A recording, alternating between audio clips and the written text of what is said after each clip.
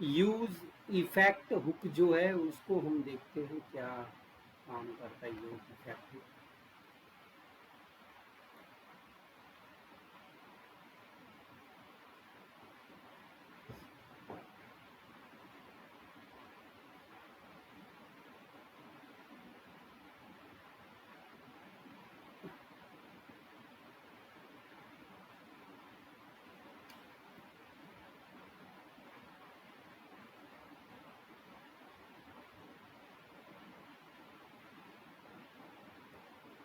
Use effect hook हम देखेंगे इसमें।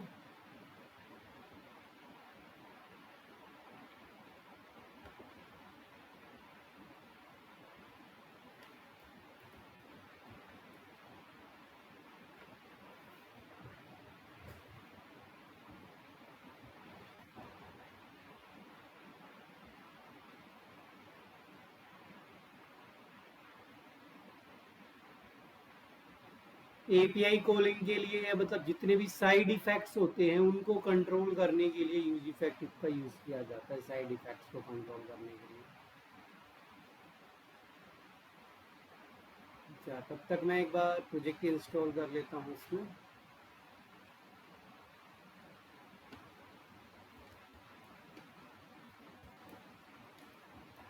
npm create @latest ./।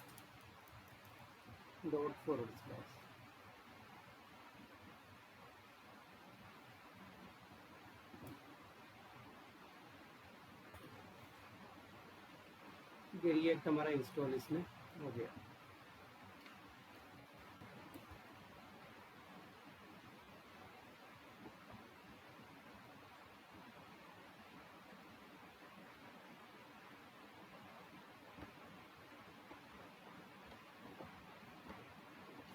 इसको मैं रिमूव कर देता हूँ, जो कुछ एक्स्ट्रा स्टफ है इसको यहाँ से हटा दिया। और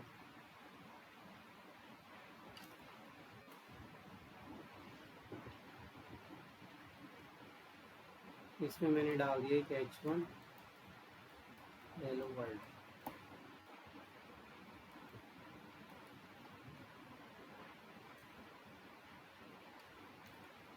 npm run dev। अच्छा, उससे पहले हम यहाँ पे लिखेंगे npm i।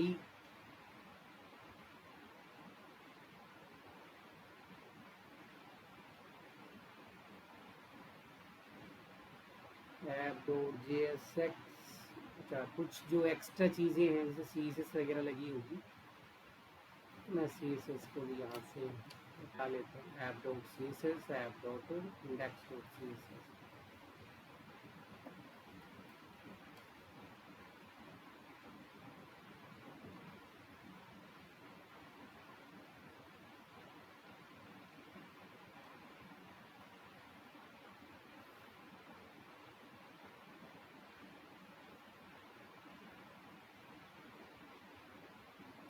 Use effect hook है क्या?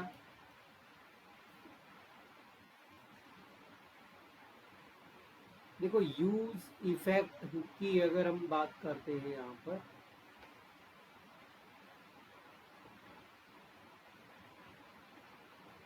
तो यूज इफेक्ट हुक जो होता है अलाउ करता है to perform side effects in your components. तो साइड इफेक्ट्स जो होते हैं उनको परफॉर्म करने के लिए हम यूज इफेक्ट हुक का यूज करते हैं।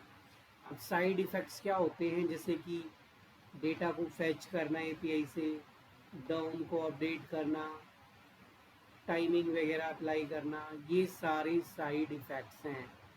यूज इफेक्ट हुक जो है उसके अंदर दो आर्ग्यूमेंट्स पास किए जाते हैं। पहला जो आर्ग्यूमेंट होता है वो तो फंक्शन जाता है। सेकंड आर्ग्यूमेंट डिपेंडेंसी एरे जाता है, उसके अंदर डिपेंडेंसी एरे। तो सेकंड आर्ग्यूमेंट होता है उसमें डिपेंडेंसी एरे। ठीक है, तो साइड इफेक्ट्स को परफॉर्म करने के लिए हम यूज इफेक्ट का यूज करते हैं।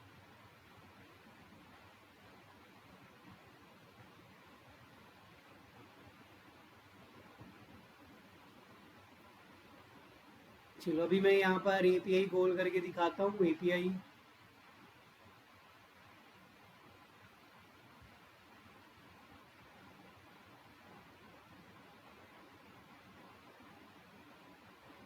तो मैंने यहाँ पे क्या किया है, app.jsx से हमारे पास सोर्स फोल्डर के अंदर मैंने एक फाइल बना दी, या तो डायरेक्ट ऐप में ही कॉल कर लो, कोई इशू नहीं है, ऐप में भी चल जाएगा डायरेक्ट। इसे ऐप में ही मुझे एपीआई चलाना है। तो यूज इफेक्ट हुक एक लाइफ साइकिल मेथड है। यूज इफेक्ट हुक एक लाइफ साइकिल मेथड है।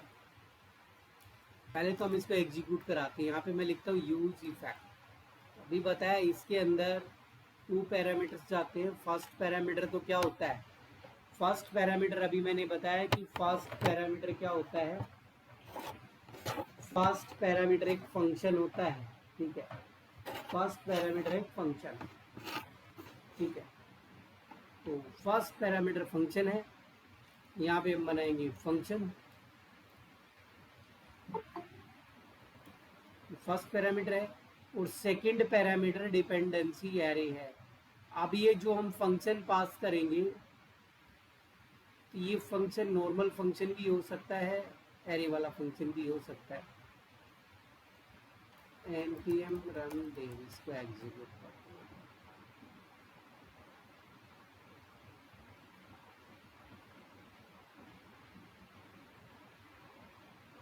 तो एरो फंक्शन भी बना सकते हो इसको विदाउट एरो। और ये क्या है, ये कंस्ट्रक्टर की तरह होता है, जस्ट लाइक ये ऑटोमेटिक कॉल होता है। जैसे ही कंपोनेंट चलेगा ऑटोमेटिक कॉल होगा। इसके अंदर मैंने लिखा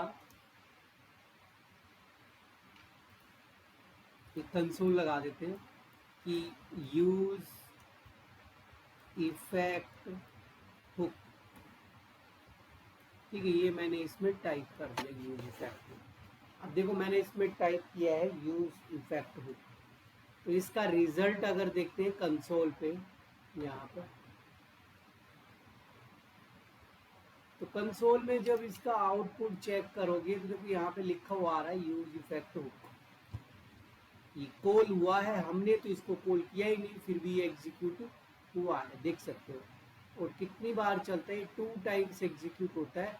2 टाइम एग्जीक्यूट क्योंकि रिएक्ट में स्टिक्ट मोड ऑन होता है। अब स्टिक्ट मोड कहाँ मिलेगा, ये मेन डॉट जेएसएक्स जो फाइल है इसके अंदर आओगे तो यहाँ पे देखो document dot gate element by ID. ID कौन सा उठा है इसने, रूट, जो कि किस में है, index.html में। उसके बाद हम रेंडर फंक्शन डिस्प्ले करने के लिए ऐप कंपोनेंट को कॉल किया हुआ है। और यहाँ पे क्या लिखा हुआ है, strict mode start, strict mode close. मैं इसको करता हूँ कमेंट आउट। तो ये मैंने इसको क्या कर दिया, कमेंट कर दिया। अब कमेंट करने से क्या होगा, देखो ये 1 टाइम चलेगा, एग्जीक्यूट होगा। तो स्ट्रिक्ट मोड मोस्टली इसके अंदर ऑन रहता है बाय डिफॉल्ट। हटाना चाहो तो उसको हटा सकते हैं। अच्छा, सबसे एक तो use effect life cycle method है। अब ये जो लाइफ साइकिल मेथड होता है, ये जब हमारा कंपोनेंट बनता है तब भी चलता है। कंपोनेंट में कुछ भी अपडेट्स होंगे, अगर कंपोनेंट में कोई भी अपडेट हो रहा है, या कंपोनेंट की स्टेट में अपडेट हो रहा हो, कंपोनेंट की प्रॉप्स में अपडेट हो, कुछ भी प्रॉप्स चेंज होती है, तो या स्टेट चेंज हो या प्रॉप्स चेंज होती है, एग्जीक्यूट होता है, ये चलता ही चलता है, फिर से चलता है। और जब तक हम इसके अंदर डिपेंडेंसी एरे पास नहीं करेंगे तो ये चलता रहता है, ठीक है। री रेंडरिंग हो जाती है जब हम एपीआई कॉल करते हैं उस केस में। अभी तो एक ही बार चलेगा एपीआई की केस में। ये देखो मेरे पास ये जो यूज इफेक्ट होगा ये 1 टाइम एग्जीक्यूट हुआ। अब डिपेंडेंसी एरे क्या होता है उस कॉन्सेप्ट को समझते हैं। इसका मतलब ये है कि कंपोनेंट जो ये हुक है ये एक बार चलेगा फिर ये बंद हो जाएगा, वन टाइम एग्जीक्यूट होगा फिर ये क्या हो जाएगा, स्टॉप हो जाएगा। इसको मैं एपीआई में भी लगा के दिखाऊंगा। अब यही जो हमने यहाँ पे लिखा है कि यूज इफेक्ट टू कॉल, अब हम इसको स्टेट से अटैच करके देखते हैं, स्टेट्स वगैरह बनाते हैं यहाँ पर। तो हमने देखा था कि स्टेट बनाना है, तो स्टेट बनाने के लिए कौन सा हुक लगता है, यूज स्टेट हुक। तो इसके अंदर जैसे मैंने 100 पास कर दिया और यहाँ पर मैं एक वेरिएबल ले लेता हूँ काउंट कोमा सेट काउंट, ठीक है, और नीचे हम इसको प्रिंट करा देते हैं काउंट, और एक बटन यहाँ पर बनाए,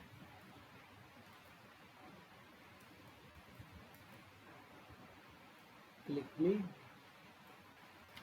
और ये जो बटन है हम ये कहते हैं कि जब हम बटन में देखो री रेंडर होता रहेगा। अभी मैं बताता हूँ री रेंडर का क्या मतलब है। देखिए अभी तो ये चला और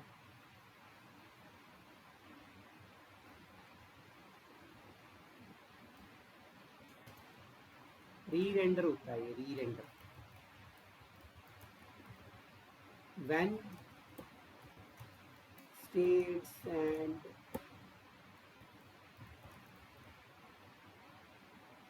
प्रॉप्स आर चेंज्ड। तो जब हम स्टेट्स को या प्रॉप्स को चेंजेस करते हैं तो ये री रेंडर होता है।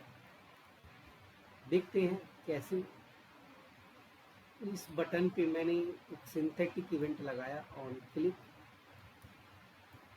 और ऑन क्लिक जो इवेंट है उसमें हमने क्या किया, सेट काउंट, और जो काउंट की वैल्यू है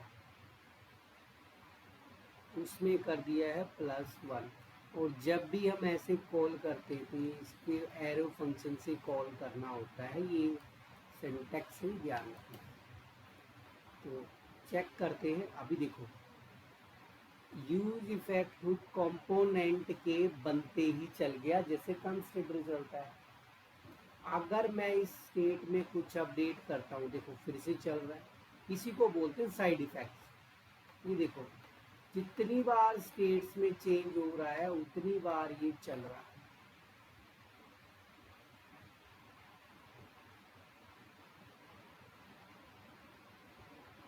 और ये सबके साथ ही ऐसा होगा। मैं एक और बनाऊं यहाँ पर,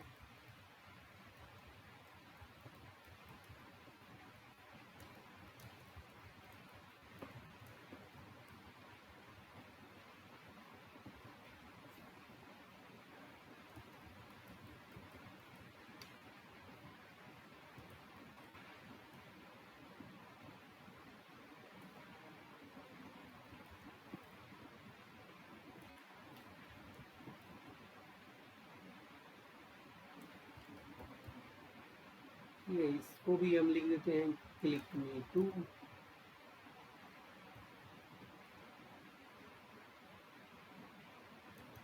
ऑन क्लिक।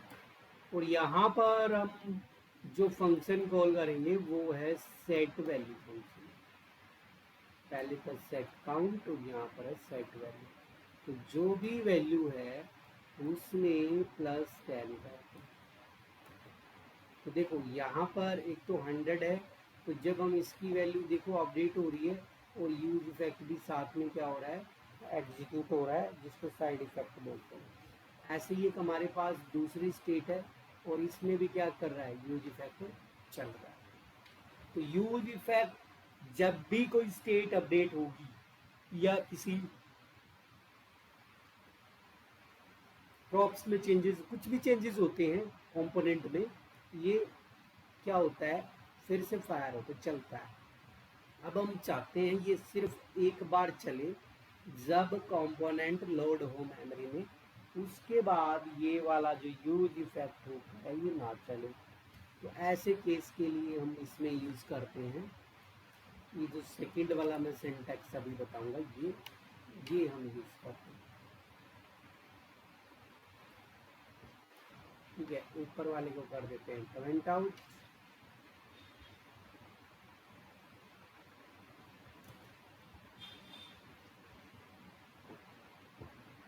ये जो री रेंडर हो रहा था उसको स्टॉप करते हैं।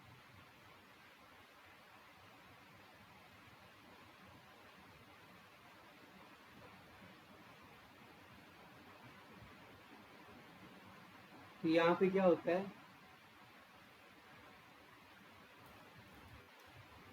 डू नॉट री रेंडर है, डोंट री रेंडर। कब, जब हम इसके अंदर यहाँ पर एम्प्टी डिपेंडेंसी एरे पास करेंगे, एम्प्टी खाली पास करेंगे। ठीक है, ध्यान रखना, एम्प्टी पास करेंगे, एम्प्टी एरे। तो ऐसे केस में ये वन टाइम चलेगा, जब मेरा कंपोनेंट बनेगा तब तो ये चल गया। उसके बाद स्टेट्स में कुछ भी चेंजेस होते रहे ये नहीं चलेगा। किसी भी स्टेट्स में कोई भी चेंजेस हो ये एग्जीक्यूट नहीं होगा जब हम डिपेंडेंसी एरे पास करते हैं। ये हो गया सेकंड वाला केस। अब हम ये चाहते हैं कि यूज इफेक्ट हो, अगर मैं इसको किसी स्टेट के साथ लिंक कर दूं तो जब तब व्हेन, और मतलब जब भी स्टेट में कुछ चेंजेस होंगे तब ये चलेगा, स्टेट में चेंजेस नहीं होंगे तो ये एग्जीक्यूट नहीं होगा। ये तीन ही केस होते हैं इसके। ये थर्ड वाला जो केस है,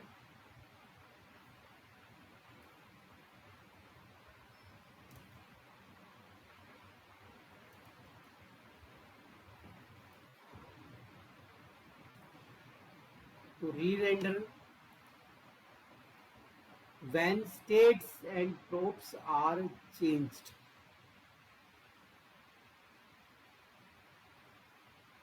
when particular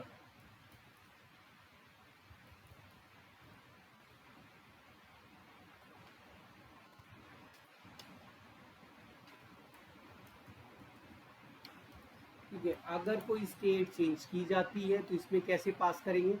मान लो मुझे इसको एग्जीक्यूट कराना है काउंट पे, तो मैं इस डिपेंडेंसी एरे में वो स्टेट पास कर दूंगा काउंट। इट मीन्स ये जो यूज इफेक्ट होगा ये काउंट के साथ एसोसिएट हो गया है। जब भी काउंट की वैल्यू चेंज होगी तब तब हमारा यूज इफेक्ट हुक चलेगा।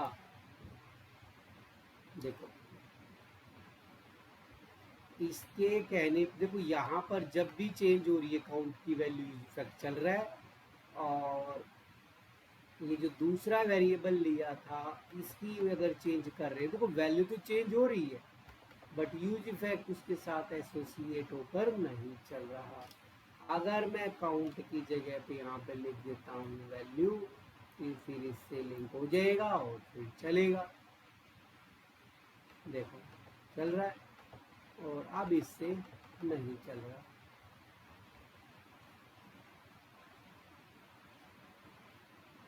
ठीक है, तो ये चीजें हैं हमारे पास।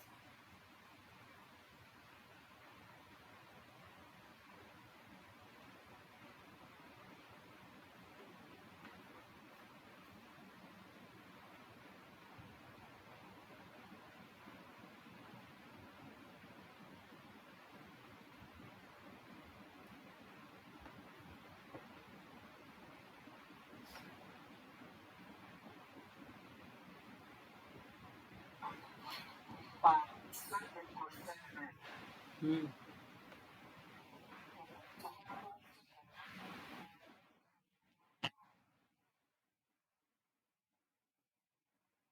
क्या करके, हाँ वो तो जिस जिस स्टेट के साथ चलाना, काउंट और लिख दो, इसके साथ साथ में ही लिख दो, क्या इश्यू हो रहा है। दोनों में चलेगा, काउंट चेंज होगा तब भी इफेक्ट चलेगा और वैल्यू चेंज होगी तब भी चलेगा। तो ऐसे हाँ हाँ, कितना भी पास कर दो जिसके साथ लिंक करना है इसको। कहने का मतलब ये है कि यूज इफेक्ट के हुक के अंदर तुम्हें कंसोल नहीं मिलेगा, यहाँ पे कोई लॉजिक मिलेगा। तो लॉजिक तब चले, उस लॉजिक को कब कब चलाना चाहते हो। अगर काउंट वेरिएबल को लिंक कर दिया तो जब भी काउंट की वैल्यू चेंज होगी तो वो लॉजिक मेरा एग्जीक्यूट हो जाएगा। मेन पर्पज समझने का ये है यहाँ पर, ऐसा नहीं है कि कंसोल ही चलाना है। ये तो कॉन्सेप्ट समझाने के लिए मैंने कंसोल लिखा हुआ है। तो ये विदाउट एरे भी हो सकता है, एम्प्टी एरे के साथ भी हो सकता है, और एरे के अंदर हमारे पास स्टेट्स भी हो सकती हैं। ये तीनों केसेस मैंने बता दिए। यही यूज इफेक्ट का यूज इफेक्ट काफ़ी यूज होता है। तब मैं इसमें एपीआई कॉल करके दिखाता हूँ। तो उसके लिए मैं एक नई फाइल यहाँ पर क्रिएट करूँगा, एक न्यू फाइल यहाँ पे बनाते हैं।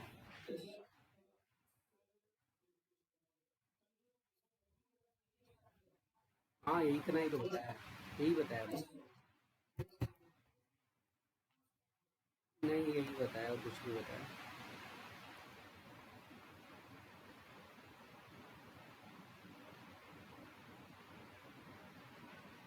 तो एपीआई कैसे कॉल करते हैं वो, चलो मैं इसका नाम दे देता हूँ, यूज इफेक्ट। ये तो कंपोनेंट का नाम है, कुछ भी रख सकते हो, RFSC। और मैंने जो अभी बनाया था ये वाला कोड, इसको काम करते हैं, इसको मैं किसी जेट, इसको भी हम किसी फाइल में रख देते हैं। जो भी मैंने बताया है उसका मैं नाम रख देता हूँ यूज इफेक्ट 1, ताकि दोनों फाइलें अलग अलग होती हैं। App dot G S x में कोई करना होता है हमें।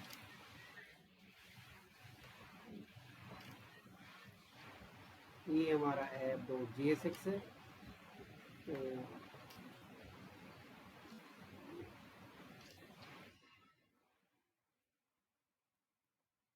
तो इफेक्ट 1, और यहाँ पर मैं ले लेता हूँ use effect 1।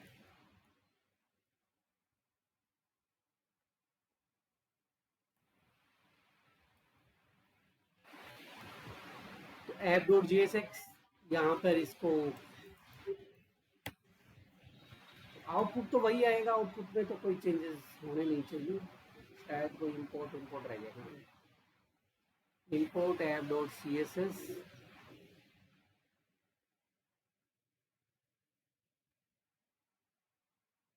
file does not exist, use need to import app dot css from। हाँ,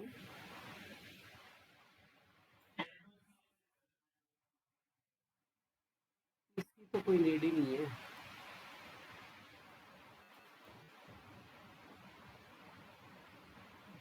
बट कोई यूज इफेक्ट 1 में कुछ एरर आई है कहीं सा। यूज इफेक्ट 1 में तो कोई एरर नहीं।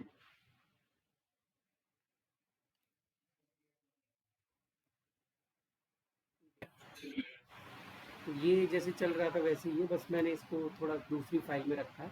अब यूज इफेक्ट के लिए मैंने एक दूसरा कॉम्पोनेंट बनाया, इसको हम कॉल कर लेते हैं app dot G S x में। फर्स्ट वाले को मैं कर देता हूँ कमेंट।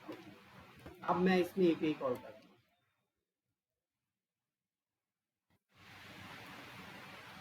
Use effect 2। तो अभी ब्लैंक आएगा क्योंकि यूज इफेक्ट 2 में कुछ लिखा ही नहीं है। तो यहाँ पे हम कॉल करेंगे एपीआई। एपीआई कॉल करने के लिए हम एक्जियोस का भी यूज कर सकते हैं और फेच का भी यूज कर सकते हैं। फेच मैंने जैसे जावास्क्रिप्ट में बताया था। तो अगर एक्जियोस से एपीआई कॉल करना है, एक्जियोस थर्ड पार्टी टूल होता है, उसको इंस्टॉल करना पड़ेगा यहाँ पे, npmi एक्जियोस।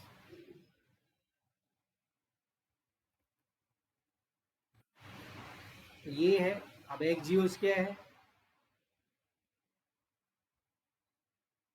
मैं इसको npmi एक्जियोस को कॉपी किया,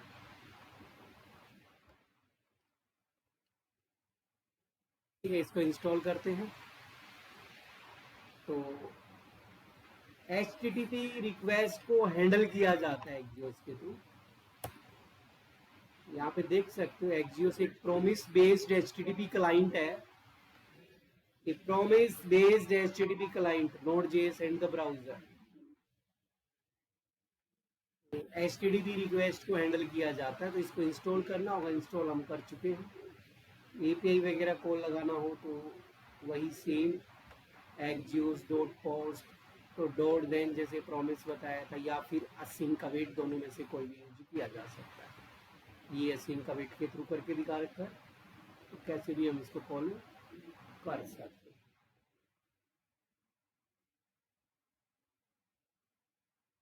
इंस्टॉल हो गया है, इंस्टॉल हुआ है नहीं तो पैकेज डॉट जेसन से पता लगती है चीजें सारी।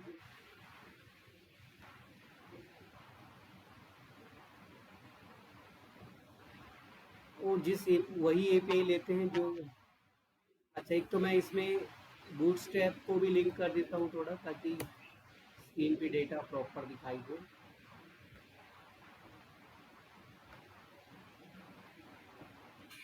इंट्रोडक्शन,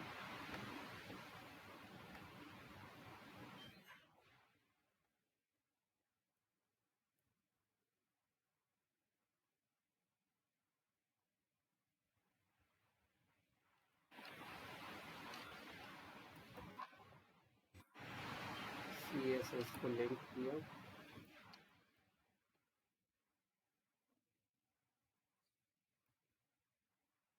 माइक को म्यूट कर लो, या तो फिर ऐसे रूम में बैठा रहो जो आवाज़ नहीं आ रही, क्योंकि मुझे बहुत डिस्टरबेंस होती है, माइक की आवाज़ पीछे से बैकग्राउंड आती है। तो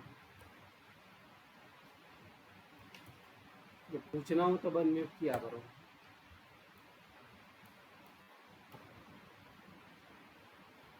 ये बूटस्ट्रैप मैंने लिंक कर दिए हैं, तो वापस आ जाते हैं यूज इफेक्ट टू। और यहाँ पर हमें जिस एपीआई को कॉल करना है, तो मोस्टली हम फेक प्रोडक्ट एपीआई यूज कर रहे हैं, तो मैं फेक प्रोडक्ट एपीआई को उठाता हूँ। और कोई एपीआई किसी को मिले तो वो भी यूज कर सकते हो। फिलहाल इसमें इमेज वगैरह है, इसलिए मैं इसको ले लेता हूँ। ये है, तो इस एपीआई को हम यूज करेंगे। कमेंट कर दिया मैंने इसको। तो हम यहाँ पे बनाते हैं एक फंक्शन, या तो डायरेक्ट ऐसे लिख दो यूज इफेक्ट,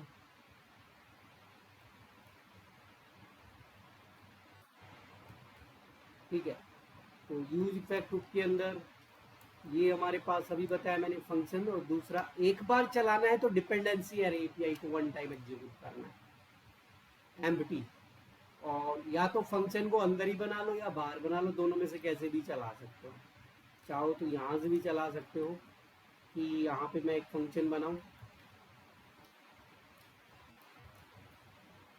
जिसमें इसका नाम रखता हूँ गेट प्रोडक्ट्स।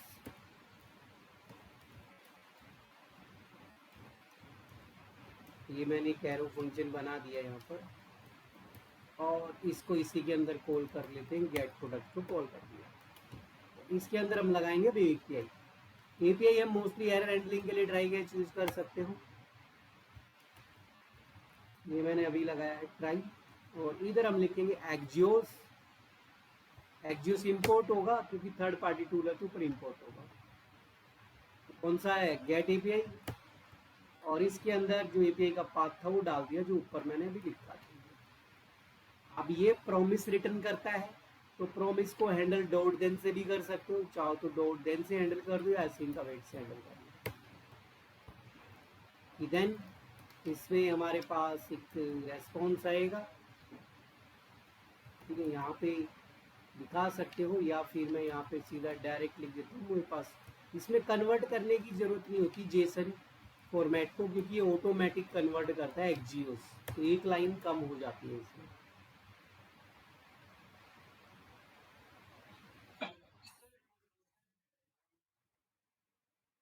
यहाँ पे डेटा आ चुका है। हम्म,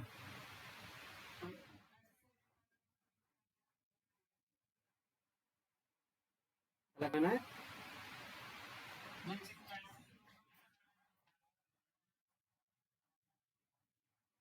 गेट का मतलब होता है डेटा को उठाना वहां से। गेट वही होता है, गेट का मतलब क्या होता है, किसी चीज को उठाना।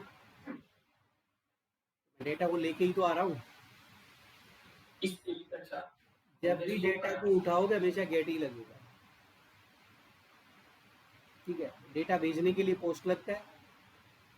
ठीक है, डेटा को जब भी पिक करना है तो गेट एपीआई यूज होगा। जब भी डेटा भेजना है, स्टोर करना है तो हमेशा पोस्ट लगेगा। डिलीट करना है तो डिलीट लगेगा। और अपडेट करना है तो पुट या फिर पैच, यही होते हैं चार। ठीक है, तो हमें क्या एक्शन परफॉर्म करना, हम तो सिर्फ गेट करना चाह रहे हैं, डेटा को एक्सेस करना चाह रहे हैं, तो गेट लगेगा।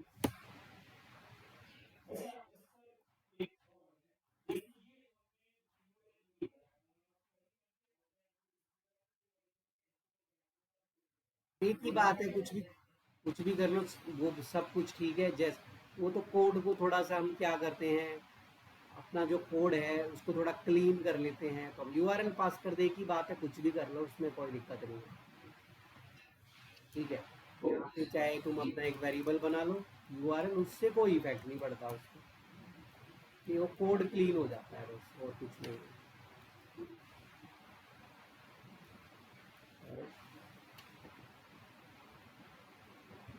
कोड क्लीन रहता है हमारा।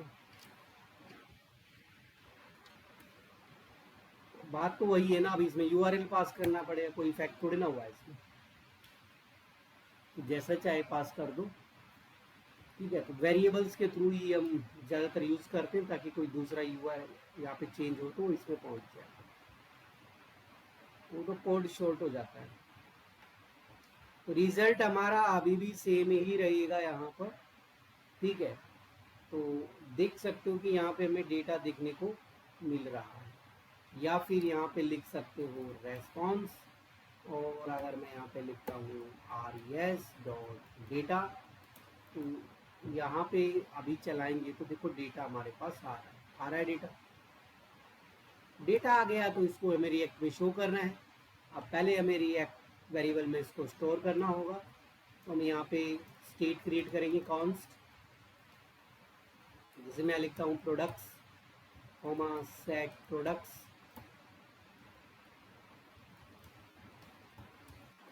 और इधर हम क्या करेंगे यूज स्टेट, यहाँ पे बनाना है एरे। ठीक है, एरे की बहुत सारे प्रोडक्ट्स होंगे तो वो एक एरे के फॉर्म में स्टोर होंगे यहाँ पर।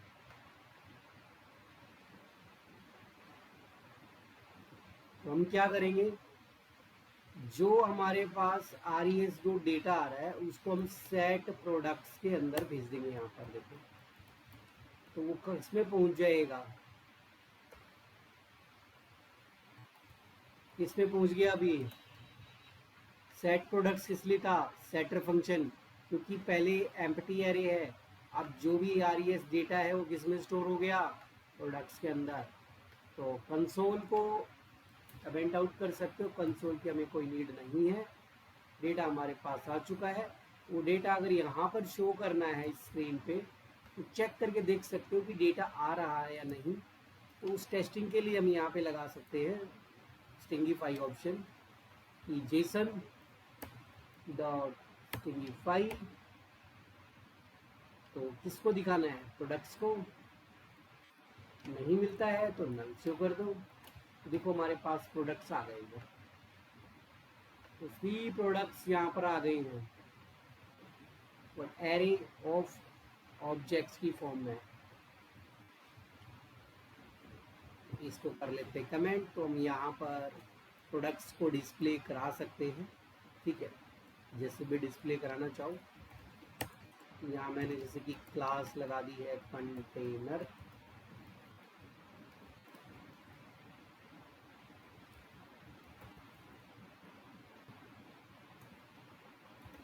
डी बनाया, इसमें मैंने क्लास लगा दी, वो ये तो बूटस्ट्रैप की क्लासेस है। और फिर हम यहाँ पे एक मैप फंक्शन लगाएंगे। मैप किस पे लगेगा, प्रोडक्ट्स नाम का जो स्टेट है उस पर हमारा मैप फंक्शन लगेगा, प्रोडक्ट्स डॉट मैप।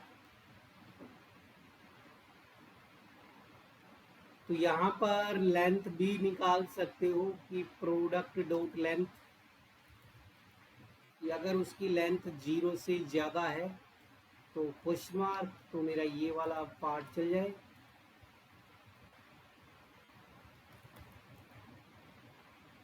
मतलब कहने का मतलब ये वाला सेक्शन चल जाए, अदरवाइज कॉलन का सेक्शन चल जाए।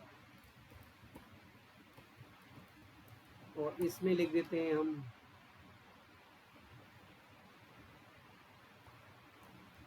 नो प्रोडक्ट, ठीक है।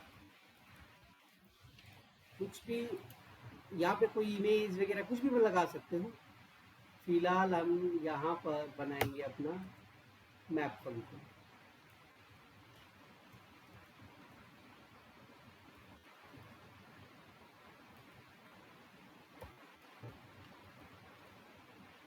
प्रोडक्ट्स डॉट मैप, अच्छा ये तो उसमें चलेगा, कर्ली ब्रैकेट,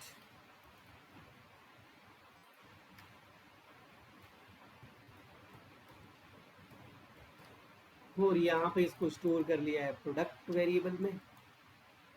यहाँ पे मैं बूटस्ट्रैप का जो क्या कहते हैं,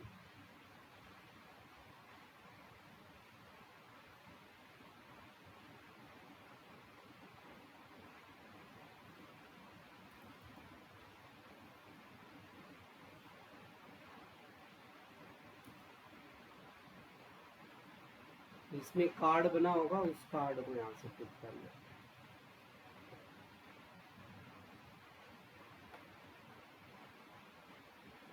तो मैं ये वाला कार्ड यहाँ से ले लेता हूँ।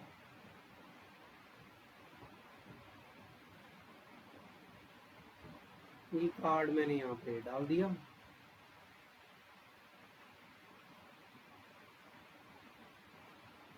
अब देखो इसमें जो कार्ड डाला है इसमें एरर्स इसलिए देखने को मिलेंगी क्योंकि जो भी हम कार्ड पेस्ट कर रहे हैं वो JSX में नहीं है, वो HTML में है। तो इसको सेलेक्ट करेंगे और कन्वर्ट कर देंगे HTML फॉर्मेट में, उसमें JSX फॉर्मेट में। ये हमारा JSX के कोडिंग कन्वर्ट हो गया। मैं इसको फॉर्मेट कर देता हूँ, ठीक है। ये हमारा कार्ड बन गया। अब देखो यहाँ पे कार्ड आ रहे होंगे, देखो कार्ड आ रहे हैं, देख सकते हो कि कार्ड आ रहे हैं, जितने प्रोडक्ट्स हैं उतने कार्ड यहाँ पर आ रहे हैं। तो यहाँ पर मैं इमेजेस निकाल लेता हूँ, प्रोडक्ट पोस्टमार्क डॉट इमेज, और इधर title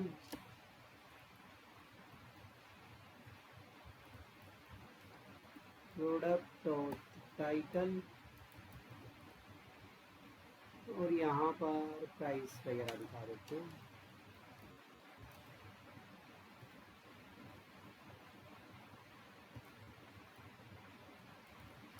product postmark dot price, और नीचे हम बना देते हैं एक बटन।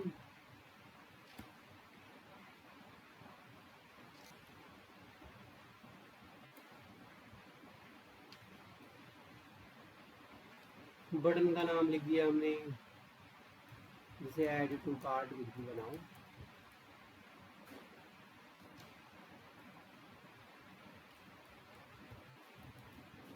ठीक है, विड्थ इसकी कर दी मैंने फुल।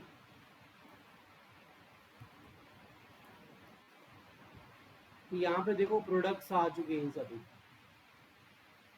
सभी प्रोडक्ट्स आ चुके हैं, बट इनकी हाइट जो इमेजेस की है वो थोड़ा कंट्रोल करेंगे इधर।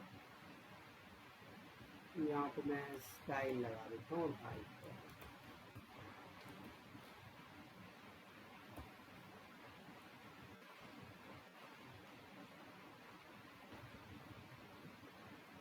हाइट कर दी 200 पिक्सल। विड्थ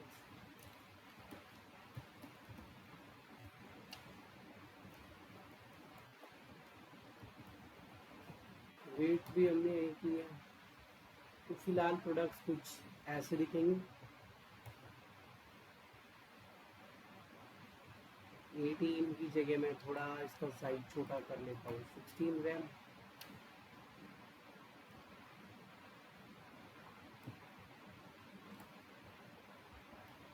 ठीक है, 4 प्रोडक्ट्स हमारे पास आ रहे हैं, गैप वगैरह दे सकते हैं उसमें।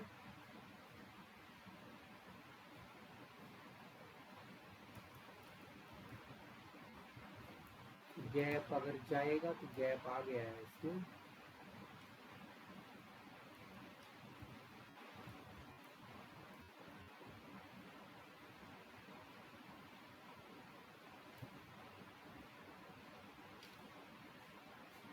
वेट थोड़ी मैंने बढ़ा दी यहाँ पर।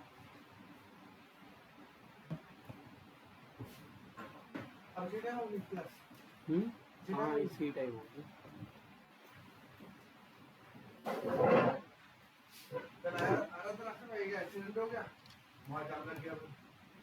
अच्छा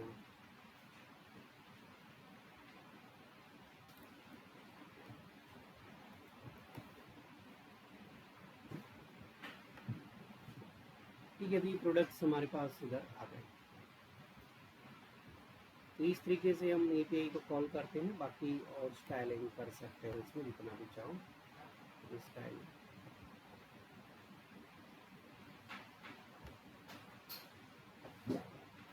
वो तो डिपेंड करता है।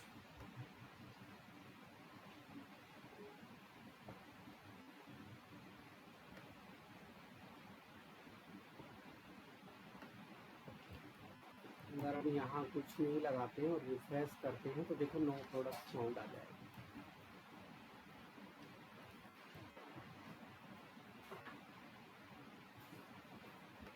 तो ये हमारे प्रोडक्ट्स हो गए लॉट।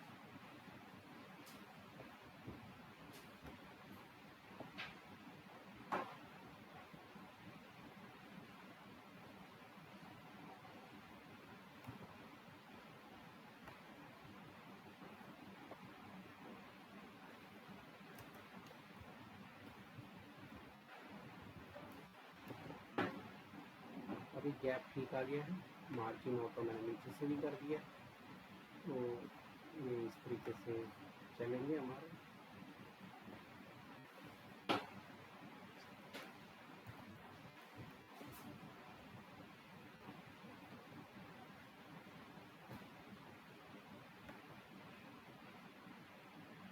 ठीक है, ये हमारे पास बने।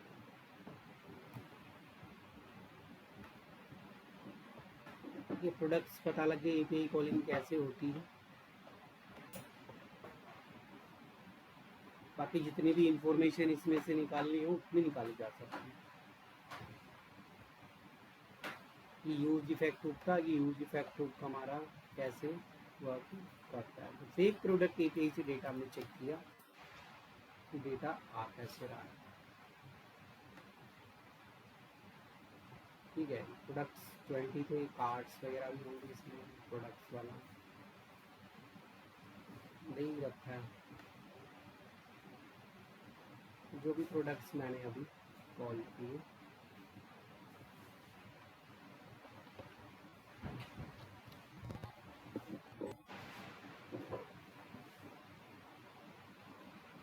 रिकॉर्डिंग बंद हो जाएगी क्या? पहले आया पर ये रिकॉर्डिंग बंद करनी पड़ेगी मुझे।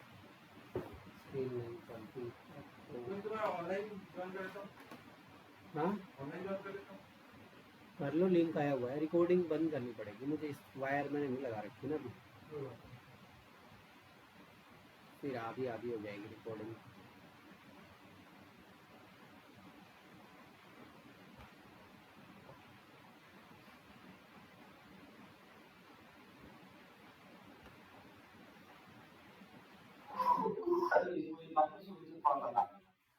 क्या हुआ?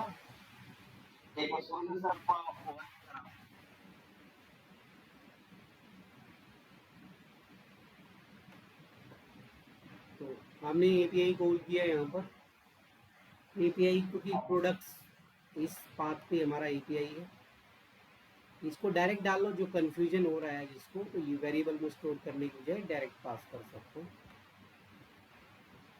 जिसको कंफ्यूजन में कोई है तो डायरेक्ट पास कर ले, कोई दिक्कत नहीं है इसमें। और वेरिएबल में डालना चाहो तो वेरिएबल डाल दो, कोई इशू नहीं है। ऐसे भी चलेगा परफेक्ट। तो गेट API लगाया कि इस URL पे कुछ प्रोडक्ट्स हैं। गेट उसको पिक करेगा और जब प्रोडक्ट्स मिल जाएंगे मतलब रेस्पॉन्स अगर मिलता है हमें, ओके, तो हमने कहा कि जो भी डेटा आ रहा है इसके अंदर, जो भी डेटा आ रहा है उसको इस रिएक्ट की स्टेट में स्टोर कर दो, क्योंकि यहाँ पर जो डेटा मिलेगा R E S dot data, ये तो कंसोल तक आया है, कंसोल को तो हम शो नहीं कर सकते, इसलिए हमने उसको स्टोर कर दिया एक रिएक्ट के वेरिएबल में, रिएक्ट की स्टेट में प्रोडक्ट्स। अब प्रोडक्ट्स के अंदर क्या है, एम्प्टी एरे है, और अगर मैं इस एरे के अंदर कुछ चेंजेस करना चाहता हूँ तो मुझे क्या करना होगा, सेटर फंक्शन यूज करना होगा, सेटर फंक्शन का इस्तेमाल करना होगा, और सेटर फंक्शन का नाम क्या है, सेट प्रोडक्ट्स। सेट प्रोडक्ट्स लिखोगे और फिर इसमें R E S dot data इसमें पास कर दिया, जैसे ही पास करोगे तो प्रोडक्ट्स के अंदर ये इस एपीआई पे जो भी डेटा है वो सारा इसमें स्टोर हो जाएगा प्रोडक्ट्स नाम की स्टेट में। अब अगर स्टोर हो जाएगा, और इस फंक्शन को तो देखो कॉल करना है, क्योंकि अगर हम फंक्शन बना के छोड़ देंगे, कॉल नहीं करेंगे तो फंक्शन चलेगा ही नहीं, इसलिए फंक्शन को नीचे कॉल भी किया हुआ है, चल गया उसका, मोबाइल में चला रखा है। तो ये गेट प्रोडक्ट्स हमारा, क्योंकि फंक्शन के दो पार्ट होते हैं, फंक्शन को बनाया जाता है, दूसरा उसको कॉल किया जाता है। तो ये हमने बना रखा है और यहाँ पर इसको कॉल किया हुआ है, चाहे इसको ज्वाइन नहीं हुआ। अच्छा सर, ये क्वेश्चन है। हाँ, क्वेश्चन ये है कि जो हमने ये API कॉल कराया है, इसको API से बाहर कहीं से करा, कैसे भी कर लो, दोनों तरीके से चल रहा है। तो कहने का मतलब है कि जो फंक्शन बनाया है ना, उसको बना जी तो कहीं पर भी, लेकिन कॉल यूज इफेक्ट के अंदर करना है। तो function call use effect hook के अंदर होगा, बना कहीं भी सकते हो, अंदर बनाओ या बाहर बनाओ, क्योंकि तभी तो ऑटोमेटिक चलेगा ये फंक्शन। और बाद में हमने क्या किया कि सारा डेटा हमारा इस प्रोडक्ट्स नाम की स्टेट में आ गया। अब इस प्रोडक्ट स्टेट, बाकी तो मैंने थोड़ा बूटस्ट्रैप लगा रखा है, मेन कॉन्सेप्ट जो समझना है वही है कि अगर प्रोडक्ट्स के अंदर कुछ भी है तो लेंथ फंक्शन किसका होता है, एरे का। अगर उसके अंदर कुछ भी है तो मैंने क्या लिखा, उसकी लेंथ अगर 0 से ज़्यादा है, 0 से ज़्यादा का मतलब क्या है कि कोई ना कोई प्रोडक्ट है हमारे पास। अगर प्रोडक्ट्स हैं तो ये वाला सेक्शन हमारा चल जाए,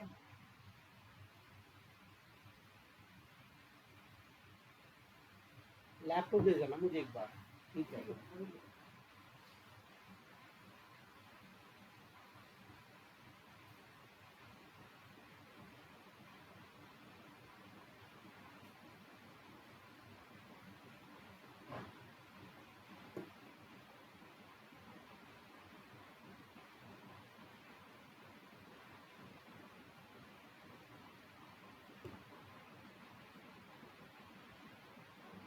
देखो 0 से ज्यादा लेंथ आती है, इसका मतलब प्रोडक्ट्स है, तो कंडीशन क्या हो जाएगी, ट्रू। और क्वेश्चन मार्क कब चलता है, जब कंडीशन ट्रू होती है। अब मैंने ये जेएस में बताया था कि क्वेश्चन मार्क के बाद ऐसा नहीं है कि एक ही लाइन देखने को मिलेगी, यहाँ पे काफी बड़ा कोड है। इसका मतलब ये वाला कोड कब चलेगा, जब कंडीशन ट्रू होगी, और ये वाला कोड कब चलेगा, जब कंडीशन फॉल्स होगी। टर्नरी ऑपरेटर तो लगा रखा है।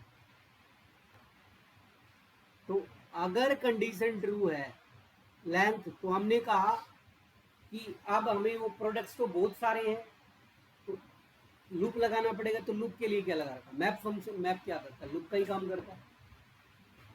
मैप से इजी होता है डिस्प्ले कराना चीजों को।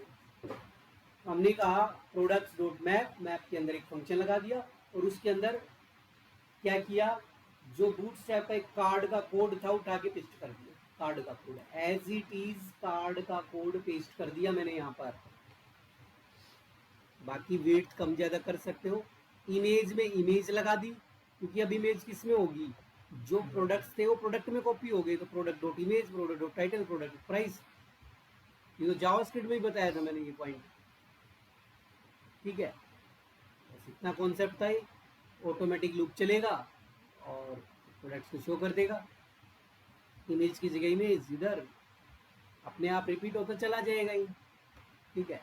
सभी चीज़ें हमारी ऑटोमेटिकली रिपीट होती चली जाएंगी।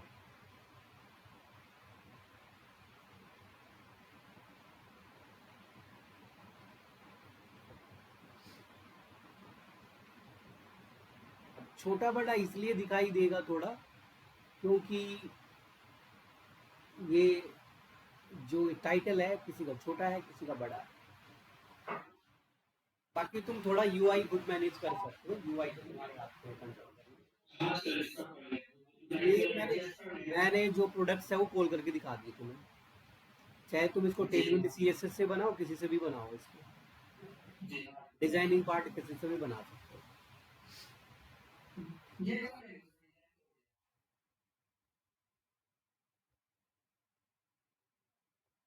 ये था इसको कॉल करना, ठीक है। तो यूज इफेक्ट हुक पता लग गया, यूज इफेक्ट का काम क्या है, काफी, क्योंकि सबसे ज्यादा यूज होने वाले हुक्स हैं यूज इफेक्ट को, यूज स्टेट सबसे ज्यादा यूज होगा।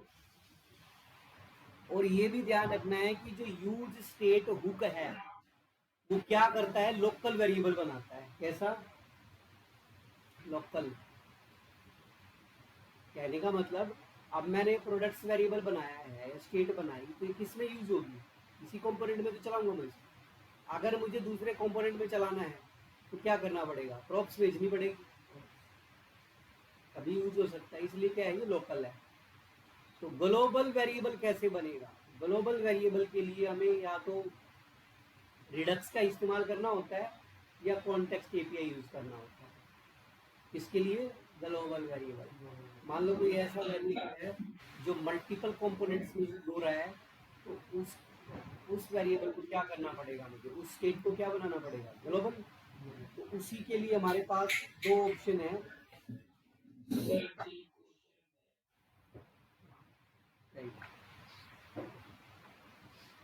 हाँ बोल, पूछ ले जो पूछना है।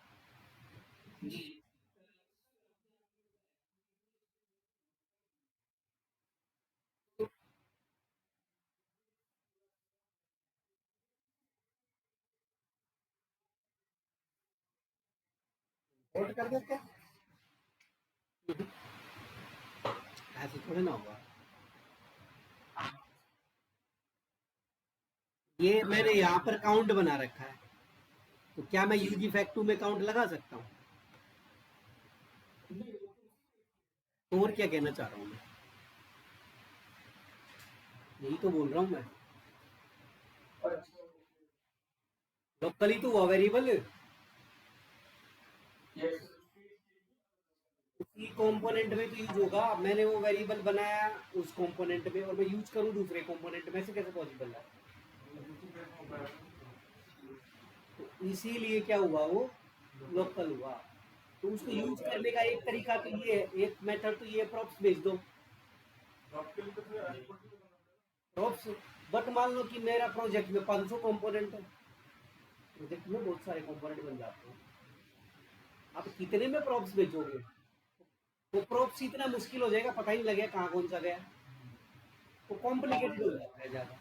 मतलब छोटे लेवल तक तो ठीक है, दो कंपोनेंट है तो 10 20 15 तक तो ठीक है, ज़्यादा में फिर दिक्कत आती है,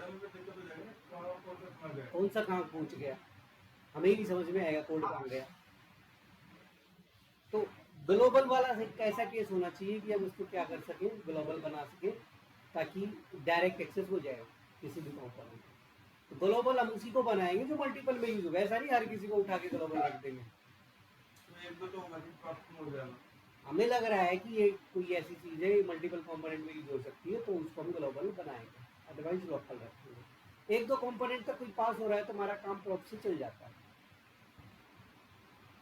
तो इसीलिए मैंने कहा कि ग्लोबल अगर बनाना है किसी भी स्टेट को, या तो कॉन्टेक्स्ट एपीआई लगाना पड़ेगा या फिर रिडक्स यूज होगा, रिडक्स टूल किट, ठीक है। और रिडक्स थर्ड पार्टी टूल है, और कॉन्टेक्स्ट एपीआई जो है वो रिएक्ट का अपना खुद का है, जिसमें यूज कॉन्टेक्स्ट हुक का यूज होता है।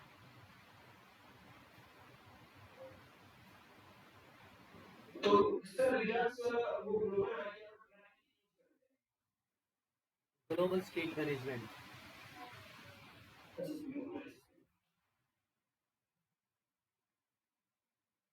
थोड़ा टफ है रिडक्स। तो वैसे तो टफ तो तुम्हें पहले कॉन्टेक्स्ट एपीआई भी लगेगा, कि रिडक्स थर्ड पार्टी का टूल है, तो वो एक हमें एक फॉर्मेट देता है बनाकर।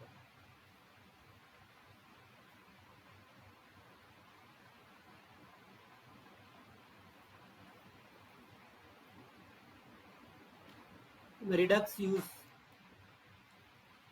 इसमें तो रिडक्स नहीं लगा रहा मैं एक नया प्रोजेक्ट बना के रिडक्स लगा रहा हूँ। थोड़ा टफ है, प्रैक्टिस हो जाएगी तुम्हारी तो मैं बता रहा हूँ। जब भी प्रोडक्ट उसका प्रोजेक्ट का नाम रखोगे तो रिडक्स नहीं रखना है, ध्यान रखना है, नहीं तो नहीं डलेगा। कुछ भी चेंज होना चाहिए थोड़ा बहुत।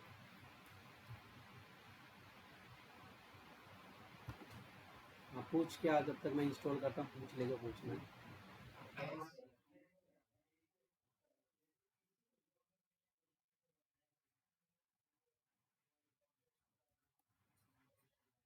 कॉन्टेक्स्ट बता देंगे, कॉन्टेक्स्ट मैं सोच रहा हूँ पहले रिडक्स बता दूँ। कॉन्टेक्स्ट भी थोड़ा घुमा फिरा के है, बता दूंगा मैं, कोई दिक्कत नहीं है, वो थोड़ा घुमा फिरा के होगी।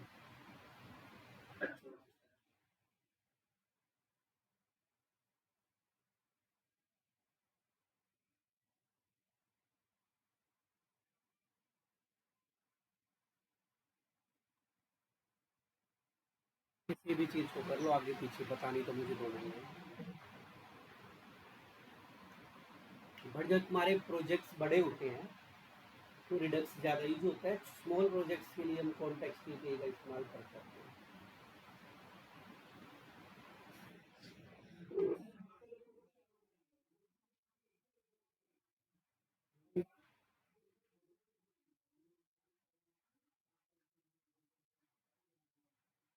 वो रिडक्स में जाएगा, वो भी चला जाता है, वो भी पास, बड़े प्रोजेक्ट की नहीं, वो भी पास करके दिखा दूंगा जब मैं उपकरण प्रोजेक्ट बनाऊंगा ना, उसमें आ जाएंगे वो सारी चीज़ें। वो तब जाएगा जब पोस्ट मेथड लगाओगे, तब जाएगा वो। एंटर मेथड में जाता है, गेट में हाँ। जाता है, पोस्ट में पोस्ट ही पे ही लगेगा तब जाएगा ना। तो रिडक्स देखो, पहले तो हमें रिएक्ट इंस्टॉल करना है, npm create read। अच्छा रिडक्स से अच्छा तो फिर मैं तुम्हें कॉन्टेक्स्ट पे ही बता देता हूँ। npm create, उसके लिए मुझे पूरे 1 घंटा चाहिए। क्रिएट वीट, कॉन्टेक्स्ट पे ही बता देता हूँ पहले। npm create wheat eight the rate latest, क्योंकि आधा आधा टुकड़ों में होगा ना तो फिर तुम्हारे समझ में नहीं आएगा। ये npm create wheat eight the rate latest मैं एक यहाँ पे बना लेता हूँ।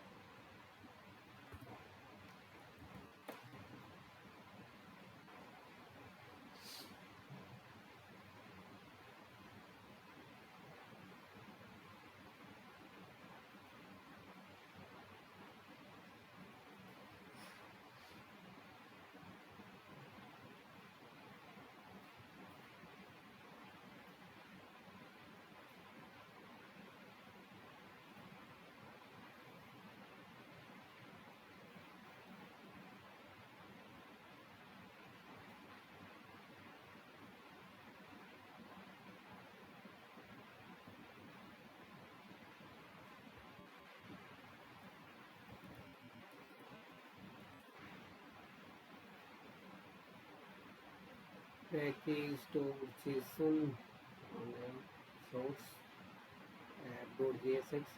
अब मैं मोस्टली वही चीज़ें बार बार कर रहा हूँ इसमें, तो थोड़ा स्पीड से कर सकता हूँ। इसको रिमूव कर दिया, आंसर इसको हटा दिया।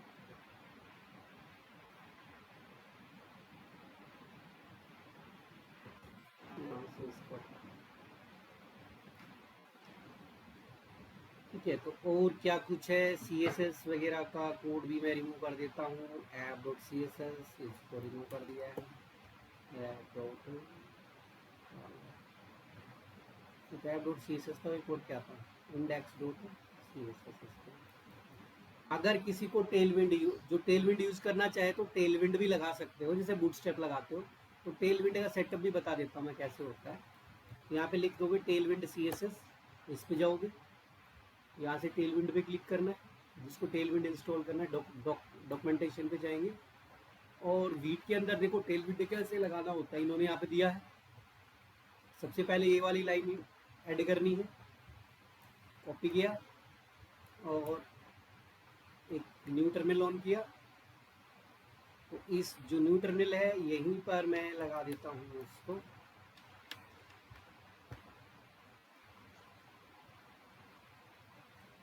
अब नेक्स्ट स्टेप क्या होगा, देखो after installing the Tailwind C S S configure, ये कॉन्फ़िगरेशन वाली लाइन ये किस में है, Vite dot config dot T S.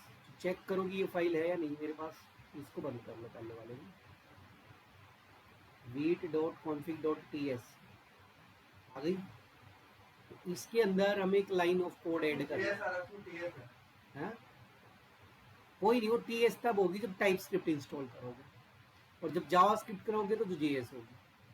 हमने किसके थ्रू डाला रिएक्ट, जी एस के थ्रू। तो जी एस टाइप्स ऑप्शन आता है ना उसमें, टाइप स्क्रिप्ट और जावा स्क्रिप्ट का, इसलिए तो लोग टाइप स्क्रिप्ट ज़्यादा टाइप स्क्रिप्ट यूज़ करते हैं।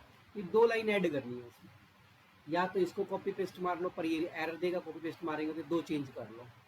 एक तो ये लाइन क्या करनी है, इंपोर्ट ऐड कर दी, ठीक है। और ये क्या है, टेलविंड नाम का फंक्शन क्या करना है, कॉल करना है टेलविंड से। तो रिएक्ट यहाँ पे कितने कॉल है, एक तो रिएक्ट कॉल है पहले से, तो इसी के अंदर कॉमा लगाएंगे और यहाँ पे क्या ही इसको डाल देंगे, ठीक है। ये सेकंड स्टेप था। नेक्स्ट स्टेप क्या है, import Tailwind C S S. ये कहाँ पे डालनी है, add at the rate import to your C S S file. कौन सी फाइल में डाल दूंगा, index dot C S S, ये मेन फाइल यही है, इसमें इसको ऐड कर दें, ठीक है। नेक्स्ट कुछ है, बाकी तो सर्वर चला दो और चेंज करके देख सकते हैं।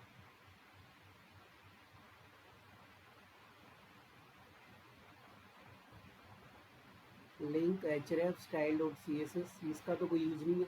बाकी सीधा हम एक कोड चला के देख लेते हैं, हेलो वर्ल्ड। अगर कलर वलर आ गया app dot G S x, इसका मतलब हमारी जो टेलविंड है वो वर्क कर रही है, ठीक है। तो टेस्ट करके देखते हैं इसको।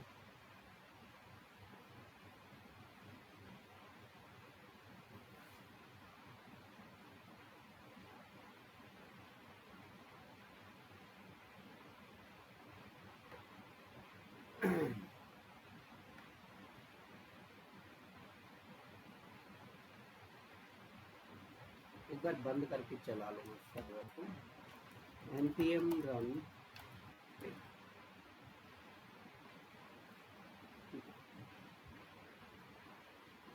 तो कर रही है काम, क्योंकि अंडरलाइन वगैरह आ गई है, तो टेलविंड सीएसएस हमारी चल रही है। अच्छा, मैं इसमें कुछ कलर वलर करके देखता हूँ, अंडरलाइन हटाते हैं, टेक्स्ट 3 एक बार चेक करते हैं, बीजी रेड आर ए हिट टेलविंड सीएसएस की क्लासेस हैं।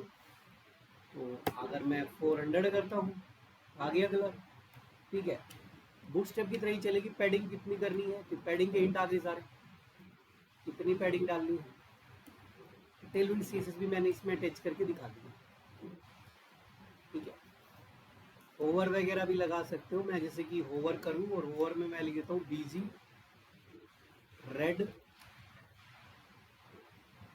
600 कर दिया, आ रहा है होवर, तो सब चलेगा। तो टेलविंड भी ऐसे अटैच करते, बूटस्ट्रैप लिंक करना भी बता दिया मैंने, टेलविंड भी करना बता दिया, इसको जो यूज करे वो कर सकता है।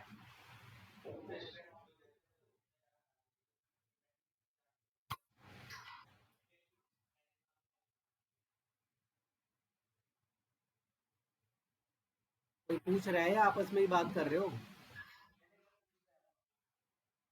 हाँ,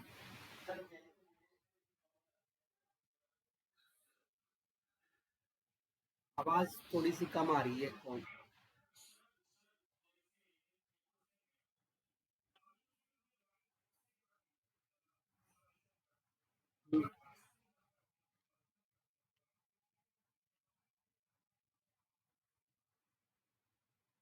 वाइट से ही इंस्टॉल करना है क्योंकि वीट से ही तो लगा रहे हैं हम इसको, और जिसको वैसे सीडीएन चलाना हो तो सीडीएन का ऑप्शन ये रहा। मिल गया सीडीएन लिंक। वीट से कंपलसरी, क्योंकि डिप्लॉय करोगे तो सीडीएन काम नहीं करेगा। ध्यान रखना, जब भी प्रोजेक्ट को लाइव लेके जाओगे डिप्लॉय करोगे तो सीडीएन लिंक्स वर्क नहीं करते हैं, इसलिए इंस्टॉलेशन कंपलसरी होता है। चल जाएगा, सीडीएन ये यहाँ दिया हुआ है, बट लाइव लेकर जाओगे डिप्लॉयमेंट करोगे तब काम नहीं करते, तो इसलिए हमने वाइट से इंस्टॉल करना होगा।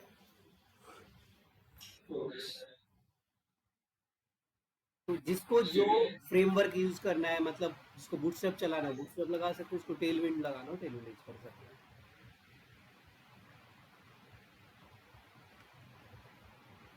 चलो, कॉन्सेप्ट तो क्या कर रहे थे, इसको तो हटाएं, तो टेलविंड चल गई। ठीक है, हमें क्या करना है, मुझे बताना था क्या कहते हैं, कॉन्टेक्स्ट एपीआई वाला पॉइंट ही बताया जाएगा। तो मैं एक फोल्डर बनाता हूँ यहाँ पर, फोल्डर का नाम रख दिया मैंने कॉन्टेक्स्ट। और प्रोजेक्ट में भी ज़्यादातर तुम्हें कॉन्टेक्स्ट नाम से ही फोल्डर मिलेगा, नाम तो कुछ भी रख सकते हो, लेकिन समझने के पॉइंट ऑफ से कॉन्टेक्स्ट नाम से मिलता है। जितने भी कॉन्टेक्स्ट बनाओगे वो सारे किसमें रखोगे, इस फोल्डर के अंदर। पहले तो एक कंपोनेंट और बनाए,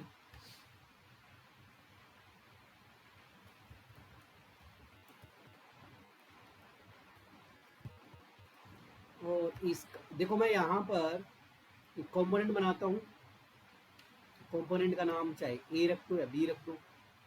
चलो, वैसे तो पेजेस कंसिडर करते हैं, उनको फिलहाल कुछ भी नाम रखते हैं।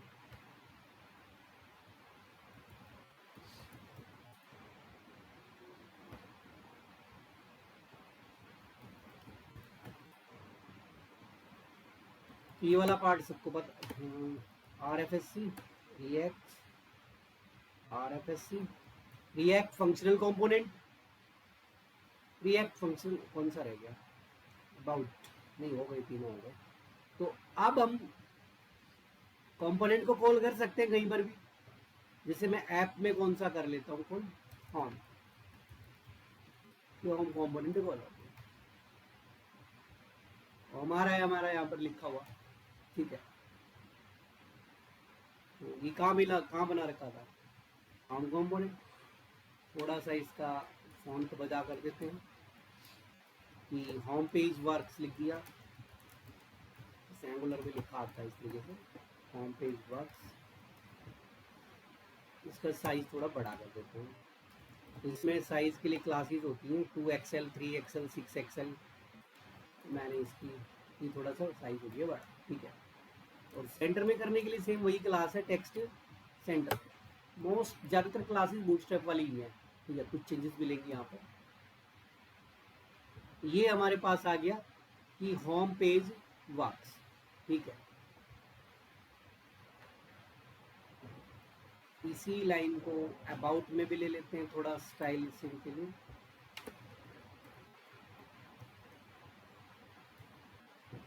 यहाँ लिख देता हूँ मैं अबाउट पेज वर्क्स, और एक और कौन सा है, ब्लॉग।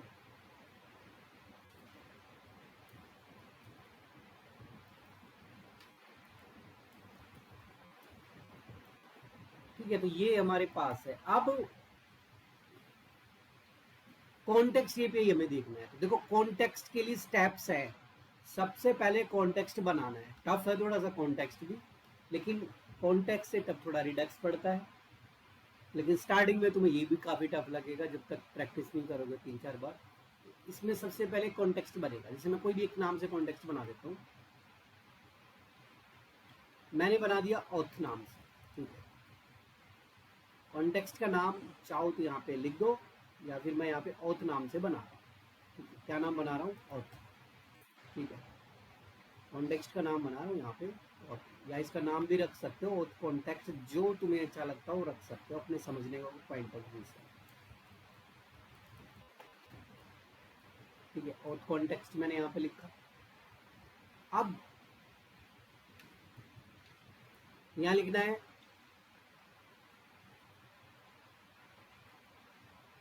क्रिएट कॉन्टेक्स्ट, ये एक फंक्शन है रिएक्ट का, ऊपर से निकला, कॉन्टेक्स्ट हम क्रिएट करेंगे, और जो मैं कॉन्टेक्स्ट क्रिएट कर रहा हूँ इसका नाम मैं क्या रख रहा हूँ, ऑथ, ठीक है। क्या नाम रख रहे हैं हम इसका, ऑथ कॉन्टेक्स्ट, ये रख दिया, ठीक है। सर और सिंटैक्स है ये फॉलो करना पड़ेगा पूरा का पूरा। क्या हुआ, यूज किस लिए करते हैं सर, ये बता।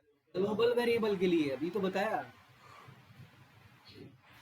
इतनी बार रिपीट किया मैंने बताने से पहले कि अगर ग्लोबल वेरिएबल बनाने हैं तो एसी चला ले, गर्मी लग रही है तो, एसी बंद है, एसी चला ले, गर्मी लग रही है तो, वो नहीं घूमेगा, वो घूमने वाला खराब है उसका। ओथ कॉन्टेक्स्ट, ठीक है, ग्लोबल वेरिएबल बना रहे हैं, इसमें दो चीजें बनेंगी, एक तो कॉन्टेक्स्ट बनेगा, एक प्रोवाइडर बनेगा। ध्यान रखना ये स्टेप्स हैं, कॉन्टेक्स्ट और प्रोवाइडर बनता ही बनता है इसमें। और इसको हम एक्सपोर्ट कर देते हैं, पहले तो मैं इसी को एक्सपोर्ट कर देता हूँ, कि एक्सपोर्ट करोगे तभी इंपोर्ट कर पाओगे इसको कहीं, तो मैंने इस ओथ कॉन्टेक्स्ट को यहाँ से एक्सपोर्ट कर दिया है। अब हम बनाएंगे प्रोवाइडर, प्रोवाइडर को भी एक्सपोर्ट करेंगे, ये हर बार लगेगा जब भी कॉन्टेक्स्ट, तो मैं यहाँ पे इसका नाम रखता हूँ ओथ प्रोवाइडर। ये जो ओथ प्रोवाइडर है ये कुछ इसी तरीके से बनेगा जैसे हम एक कंपोनेंट बनाते हैं, एरो फंक्शन, देखो इसी तरीके से है एक एरो फंक्शन, और जब हम इसमें बनाते हैं तो यहाँ पे क्या लिखते हैं, रिटर्न, और रिटर्न के अंदर क्या लिखते हैं, कुछ भी डिव लगा दिया, JSX लिखते हैं। यहाँ तक तो कोड में कोई इशू है नहीं, ये जो मैंने एक बेसिक लगाया है, एक फंक्शन बनाया उसका नाम रख दिया प्रोवाइडर। तो इसको भी हमें यहाँ से क्या करना है, एक्सपोर्ट करना है, दोनों को एक्सपोर्ट कर दिया है। बट ये क्या काम करेगा वो बताना, देखो जो भी ग्लोबल वेरिएबल बनाना है ना वो प्रोवाइडर के अंदर रखना है, जिसको भी ग्लोबली ट्रीट करना चाहते हो। फिलहाल मैं एक बनाता हूं, जैसे कि कॉन्स्ट, यहाँ पे मैं रख देता हूँ जैसे सिटी, सेट सिटी, या ओनली सिटी भी रखो तो यूज स्टेट, ठीक है, और सिटी लिख दिया नोएडा। अब इस सिटी स्टेट को हम चाहे, मैं चाहता हूँ कि ये ब्लॉक में यूज करूँ तो ब्लॉक में मिल जाए मुझे, तीन कंपोनेंट बना रखे ना, एक तो ब्लॉक, एक होम और एक कॉन्टैक्ट जो भी, तो मैं किसी भी कंपोनेंट में इसको डायरेक्ट एक्सेस कर सकूँ, प्रॉप्स की जरूरत ही ना पड़े। इसीलिए हमने इस कॉन्सेप्ट को बनाया कि हमें एक प्रोवाइडर बनाना पड़ेगा। अब जितने भी ग्लोबल वेरिएबल्स बनाने हैं वो यहाँ पर मेंशन करोगे, ठीक है। यहाँ पे चाहे तुम सिंगल वेरिएबल बनाओ, चाहे तुम एरे बनाओ, चाहे ऑब्जेक्ट बनाओ, कुछ भी बना सकते हो, चाहे एपीआई कॉल करो, इसका मतलब वो एपीआई एक बार कॉल होगा और सब में यूज हो जाएगा। तो ये कॉन्सेप्ट तभी लगाना है जब ग्लोबल का केस हो, अदरवाइज इसको यूज नहीं करना है। अच्छा, ये अब इसका एक सिंटैक्स है फॉलो करता है, देखो यहाँ पर तो तुम जो बनाओगे कुछ भी लिख सकते हो, मैंने तो सिटी ले लिया। अब इसके अंदर यहाँ पर तुम्हें क्या, देखो यहाँ पे डिव तो लिखना नहीं है, ये मैंने डिव वैसे लिखा, बट यहाँ पे डिव नहीं लिखना है। यहाँ पे क्या लिखना है, यहाँ पे लिखना है तुम्हें कॉन्टेक्स्ट का नेम, कॉन्टेक्स्ट का नेम क्या बनाया, ओथ कॉन्टेक्स्ट, क्या लिखना है, ओथ कॉन्ट, अब ये कुछ भी नाम बना रखा वो लिखना है। अब मेरे केस में क्या है, ओथ कॉन्टेक्स्ट या ओथ कॉन्टेक्स्ट, और साथ में डॉट प्रोवाइडर जरूर लगेगा, ये सिंटैक्स है, डॉट प्रोवाइडर लगेगा ही लगेगा, प्रोवाइडर का पी, क्योंकि ये रिएक्ट का अपना खुद का है, इसका नाम कुछ भी रख सकते हो बट प्रोवाइडर सेम रहेगा, प्रोवाइडर चेंज नहीं होगा। अच्छा, अब यहां पर हमें एक बार प्रॉप्स पास करेंगे, ठीक है, प्रॉप्स पास करेंगे, मैंने रखा वैल्यू, तो क्या पास कर दिया इसमें, सिटी। अगर तुम दोनों को साथ में भेजना चाहते हो तो ऐसे भेज सकते हो, सिटी भी चला जाए और सेट सिटी भी चला जाए, ऐसे भेज सकते हैं। और एक वो मैंने चिल्ड्रन वाला कॉन्सेप्ट बताया था, याद है ना? यहाँ पे क्या लिखना है? चिल्ड्रन, वही सेम चिल्ड्रन, और चिल्ड्रन का सी स्मॉल रहेगा और इधर भी क्या आएगा? चिल्ड्रन, क्योंकि एज ए प्रॉप्स आएगा ही आएगा डी स्ट्रक्चर होके। ये देखो, ये इनबिल्ट है, ये तुम्हें याद रहना चाहिए, ठीक है? और चिल्ड्रन भी इनबिल्ट है कि चिल्ड्रन एज ए प्रॉप्स जाएगा ही जाएगा। दूसरा, डॉट प्रोवाइडर लगेगा ही लगेगा। कॉन्टेक्स्ट का नाम कुछ भी रखो, और दोनों को बना के क्या करना है? एक्सपोर्ट। इतना सिंटैक्स याद होना चाहिए दिमाग में। बाकी यहाँ पर तो कितना भी लंबा कोड हो सकता है, लॉजिक पे डिपेंड करता है, ठीक है? पहला काम तो ये है। अब हमने यहाँ पर एक ही बनाया है, तो हमने इसको क्या कर दिया, यहाँ से दोनों को एक्सपोर्ट। देन क्या करना है? देन सबसे पहला काम है प्रोवाइडर को यूज करो, और प्रोवाइडर को कहाँ लगाना है? हमेशा मेन के अंदर, क्योंकि हम कोई भी कंपोनेंट बनाएंगे तो किस में कॉल करेंगे? ऐप में। कनेक्शन किससे होता है? ऐप से होता है ना कनेक्शन। किससे होता है? ऐप से। तो ऐप को कहां पर कॉल किया हुआ है? मेन में। तो हम इसको रैप कर देंगे किससे? प्रोवाइडर से। प्रोवाइडर का नाम क्या रखा था? Auth provider. ये रहा, देखो अपने आप इंपोर्ट होगा ऊपर। तो इस ऐप को अब किसके अंदर रखना है? प्रोवाइडर के अंदर। तो इसको यहां की बजाय इसको कहां शिफ्ट करोगे? ऊपर, इसके अंदर रखना है। इसका मतलब क्या है? ये प्रोवाइडर किस में पहुंच गया? ऐप में। अब कोई भी कंपोनेंट कॉल होगा, कहाँ होगा? तो सबके पास पहुंच जाएगा ऑटोमेटिक, ठीक है? तो पहले तो बनेगा, फिर प्रोवाइडर को, या अगर प्रोवाइडर नहीं लगाया तो फिर एक्सेस नहीं कर पाओगे इसको। यहाँ पे ऐप में नहीं लगाया तो पता भी लग जाएगा तुम्हें, वो एरर देगा कि प्रोवाइडर लगाना भूल गए हैं कहीं, ठीक है? और यही चीजें रिडक्स में भी मिलेंगी, थोड़ा सा एडवांस लेवल पे, ठीक है? अब मैं कहता हूं कि क्या मैं उस सिटी वेरिएबल को किसी भी कंपोनेंट में यूज कर सकता हूं? बिल्कुल कर सकता हूं। देखो एक्सेस करते हैं। अबाउट, मुझे अबाउट में चाहिए, तो मैं यहां लिखूंगा। अब तुम्हें क्या करना है? कॉन्टेक्स्ट को यूज करना है। यूज करने के लिए होता है फंक्शन यूज कॉन्टेक्स्ट। कौन सा? अब ये पूछेगा कौन सा कॉन्टेक्स्ट यूज करना है। हर चीज का नाम लिखा हुआ है ना वहां पर, क्या नाम था उसका? Auth context. तो देखो जैसे ही यहाँ पे लिखोगे ऑथ कॉन्टेक्स्ट, आ गया अपने आप। ऊपर क्या हो जाएगा? इम्पोर्ट। अब तुम इसको स्टोर कर लो कि क्या निकालना है उसमें से, क्या यूज करना है? सिटी, सेट, दोनों लेने हैं तो दोनों ले लिए मैंने यहाँ पर, ठीक है? तो अब एक बार नीचे एक्सेस करके देख लो, कहीं पर भी H2, ठीक है? मैं यहाँ लिखता हूँ सिटी, डायरेक्ट यूज हो जाएगा सिटी। चेक करते हैं किसमें था। ये तो होम पेज है, मैंने कौन से में किया है? अबाउट को कॉल करो, क्योंकि कॉल तो किया ही नहीं है इसको। चलो होम के नीचे मैं एक HR लगा देता हूँ, और यहाँ पे कॉल कर देते हैं किसको? अबाउट। देखो सिटी पहुंचा हुआ है उसमें, किसमें गया है? अबाउट। किसी में भी एक्सेस कर लो, उसी में भी एक्सेस हो जाएगा। अगर मुझे ये होम में चाहिए तो मैं होम में एक्सेस कर लूंगा। अब मान लो कि होम पेज को वो सिटी यूज करना है, तो क्या करेगा? सीधा यूज। अब वो सेटिंग नहीं बनानी, वो सिर्फ एक टाइम है वो सेटअप। वो सेटअप सिर्फ प्रोजेक्ट में एक टाइम बनेगा, बाद में उसको कितनी बार अप्लाई करते रहो। तो यहाँ पे क्या लगाएंगे? कौन सा यूज करना है? Auth context. इंपोर्ट हो जाएगा, और कॉन्स्ट इसमें से जो भी तुम्हें लगाना है, सिटी,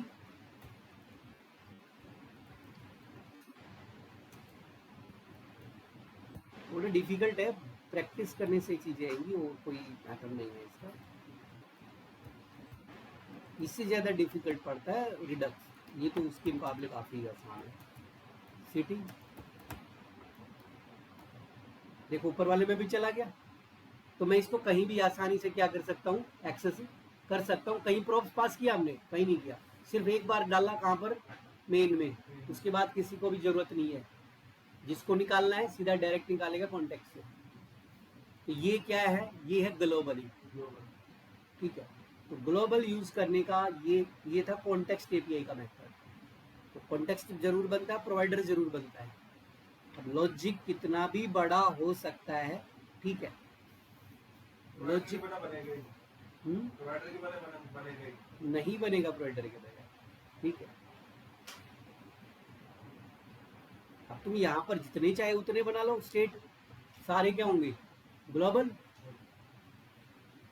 अब अगर मैं यहाँ एपीआई कॉल करूंगा तो वो भी क्या हो गया, ग्लोबली, मतलब सबके पास जाएगा। जो भी एपीआई सोल्व करके देगा डेटा, वो क्या हुआ, सभी कंपोनेंट्स के पास पहुंच जाएगा।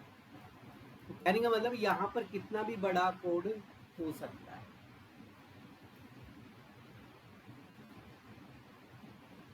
ठीक है, तो ये करके दिखना है तुम्हें, इतना काफी है।